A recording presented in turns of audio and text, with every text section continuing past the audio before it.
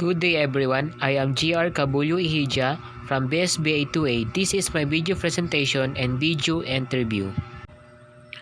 Tell me about yourself. Good morning, sir. Thank you for giving this opportunity. My name is GR Cabullo Ihija, 21 years old.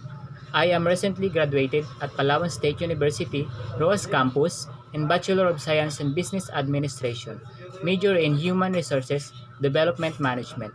I've been work hard in my education and now I am ready to apply my knowledge into practices. I experience in working at my past, and highly motivated and diligent worker who thrives in environment that present new and exciting challenges. What are your greatest strengths and weaknesses? One of my biggest strengths is that I will work under pressure when things get difficult. I am able to keep my cool and works efficiently to get job done.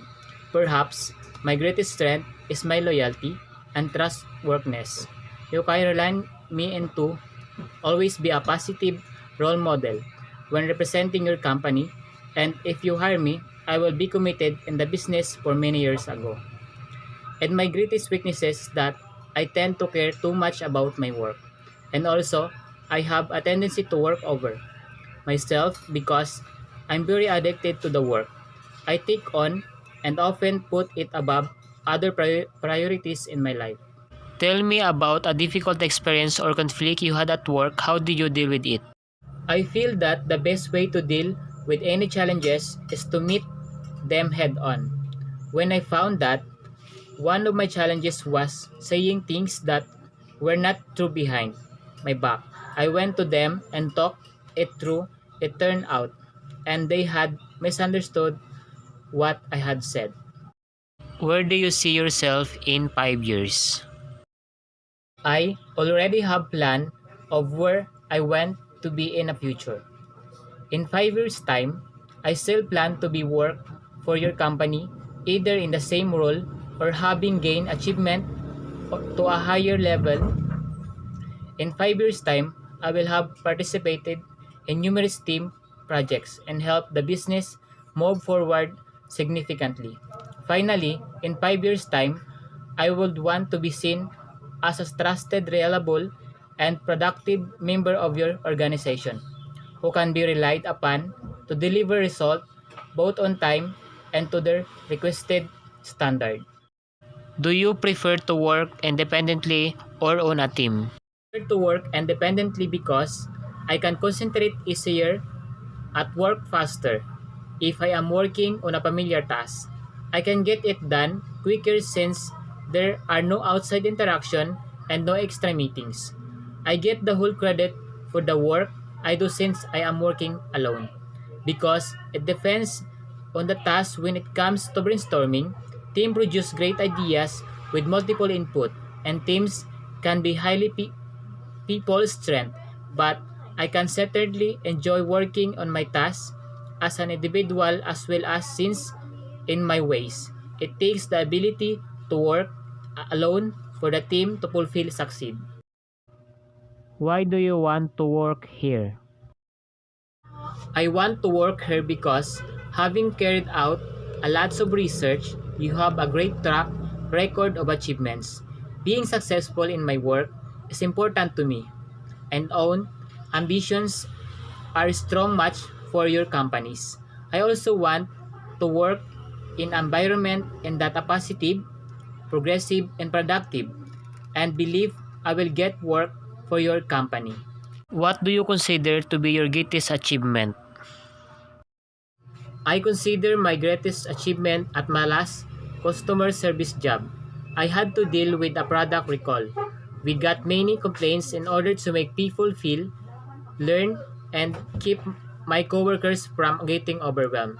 I mailed the script for handling a complaint and it worked very well. So we were able to take calm, even approach to the situation which made everyone feel at ease. The customer disposition lightened as they could tell we had everything under control and we were able to handle the recalls and complaint with no further issues. How would your colleagues and manager describes you? They say that I am super hardworking in my colleges regularly, commit on my positive attitude and problem-solving abilities when we meet a difficult customer. Why should we hire you? With my work experience in the past, already combined with my love for the hospitality and people-oriented personality, I'm hard worker person. I always strive for customer satisfaction.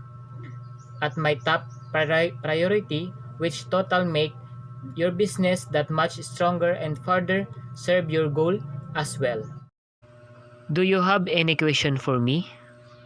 Yes, I have a question. First, I thank you for giving me a chance at a job opportunity. If I get a chance to work for this organization, can I know the next step of the process and what should I do for better performance if I did not select in this interview? And if I've been blessed and selected, when I can join at what are those salaries and benefits that I can receive in your company? Give me an example of a time when you had to respond to an angry customer. I always approach customer complaints assuming positive intents. At most complaints, I deal with totally justified after they truly explain their problem. I reassure them that intent to help them any way possible. Tell me about a time when you had disagreed with your supervisor. How did you handle it? So they wanted each staff member to take care of one task only.